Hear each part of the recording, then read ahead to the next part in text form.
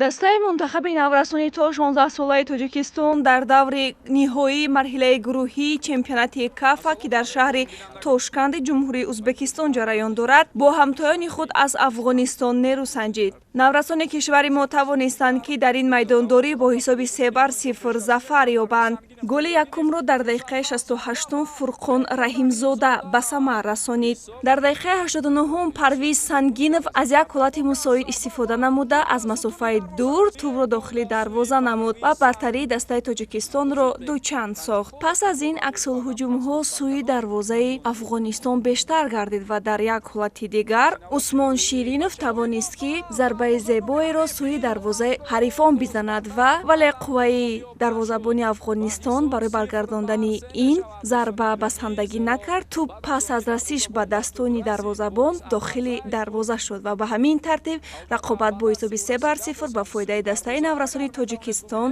хотима ёфт. Мунтахаби наврасони Тоҷикистон ғолиби гурӯҳи Б гардида ҳамакнун дар финал бо дастаи Узбекистон бозӣ хоҳад кард. Бозии финалӣ рӯзи 31 май доир мегардад.